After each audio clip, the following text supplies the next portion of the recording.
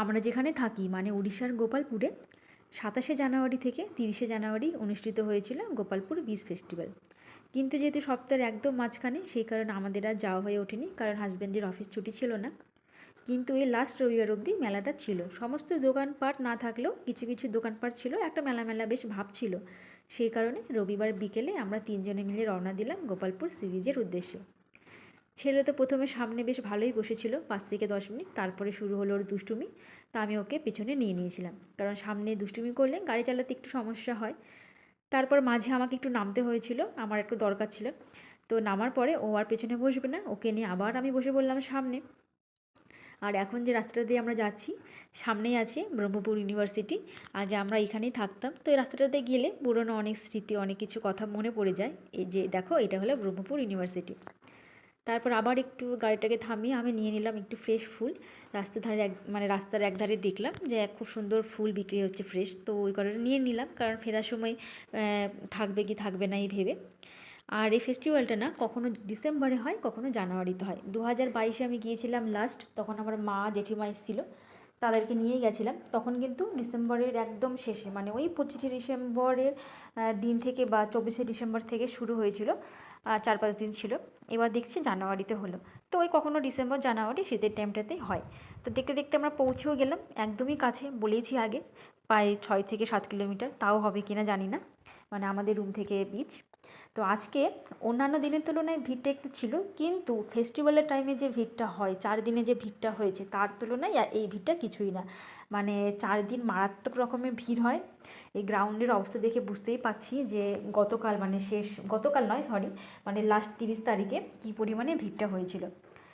তবে শুনলাম যে লাস্টের দিন এসেছিলো কৈলাস খের, মানে মারাত্মক রকমের ভিড় হয়েছিল। সকলে মানে হোয়াটসঅ্যাপ স্ট্যাটাস, তারপর ফেসবুকে সব মানে পোস্ট করেছিল।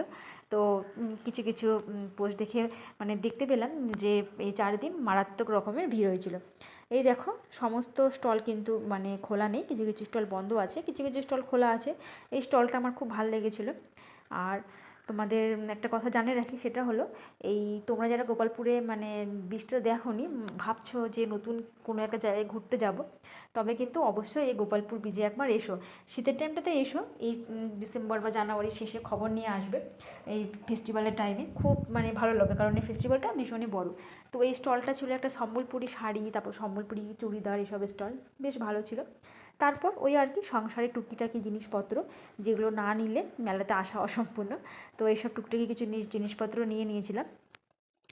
আর আমাদের ঘুরতে ঘুরতে মোটামুটি একটু রাতই হয়ে গেল, তো আর বেশিক্ষণ থাকবো না, কারণ ছেলেকে মানে বাইরে অনেকক্ষণই হলো, ঠান্ডা লেগে যাওয়ার একটা ব্যাপার আছে। তো সামনেই একটা মানে, যেহেতু অনেকটা বড় মেলাটা, তো সামনে একটা জায়গাতে এইসব মানে বাচ্চাদের সব অ্যাক্টিভিটিসগুলো ছিল। তো একটাতে ভয়ে ভয়ে আমি ছেলেকে চড়ালাম, আগে কখনো চড়াইনি, এই প্রথমবার চড়ালাম। তো দেখলাম চুপচাপ বেশ বসেই ছিল। তো অনেকক্ষণই চড়ানো মানে চড়লো, তারপর আরও মানে টাইম ছিল, কিন্তু আমি বললাম না থাক, আর লাভ নেই, কারণ অনেকক্ষণ হয়ে গেছে। ফট করে যদি ও মানে লাভ দিয়ে দেয় তো কেলেঙ্কারি হয়ে যাবে, তোকে আমি নিয়ে নিলাম। আর এসব আরও অনেক কিছু অ্যাক্টিভিটিস ছিল, যেগুলো একটু বড় না হলে ও চড়তে পারবে না, আর একটু বড় হোক তারপরে। আর এই নাগরদোলনা দেখলেই আমার মানে কেমন যেন মাথাটা ঘোরে, আমি কোনোদিনও উঠিনি, আর আমার ওঠার ইচ্ছেও নেই। তো এইসব টুকটাক ঘুরে আমরা চলে এলাম একটু সি বিচে। আর সি বিচে আজকে সেরকম ভিড় নেই, কারণ মোটামুটি, কারণ সবাই ওই যে মেলা হচ্ছে সেখানে জিনিসপত্র কেনাকাটা এসব করতেই ব্যস্ত। নয়তো মেলা মানে বিচে ভিড় থাকে। আর বিকেলের দিকটাতে একটু বেশি মানে ভালো লাগে সি বিচটা। রাতের বেলা অন্ধকারের মধ্যে হয়তো বোঝা যাচ্ছে না সামনে কতটা ভিড় আছে, আর সামনে এতটা হাওয়া, এই কারণে আমরা যাইও নি।